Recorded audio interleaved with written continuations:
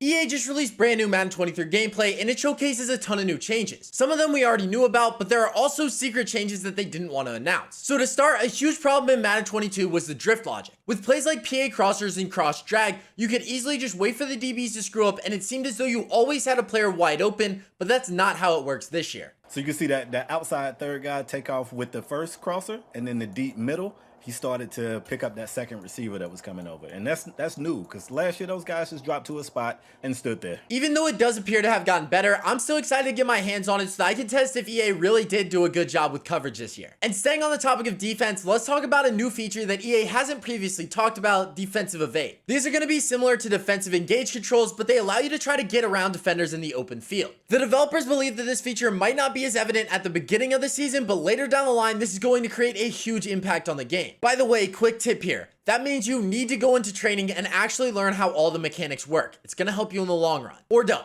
It's your choice. Another huge change that we're getting is disguise plays. During the game, Clef came out in a cover 2 invert, which made TD Barrett think it was a cover 3. Here's what Spade had to say regarding the plays. So they give us plays like this year, where you see the one high safety, it looks like a cover 1 or a cover 3, and they drop right into a cover 2. So even though we are getting this new type of plays into the playbook, we're not going to have an extremely large one, because in order to fit it, EA had to remove all the fluff plays from the game. They wanted to make it where the playbooks resembled the real life teams as accurately as possible. And we've already talked a good bit about defense, so let's switch over to the offensive side of things. But if you're enjoying the video so far, be sure to drop a like.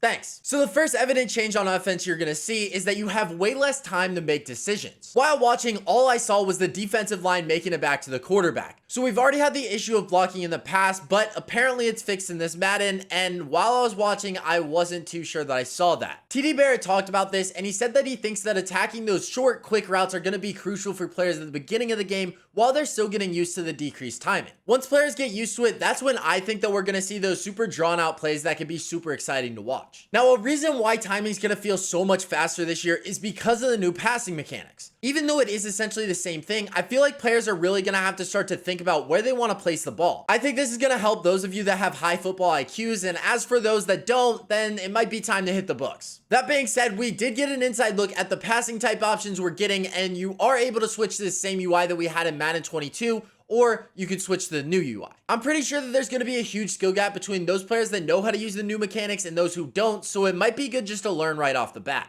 And then we have this next clip.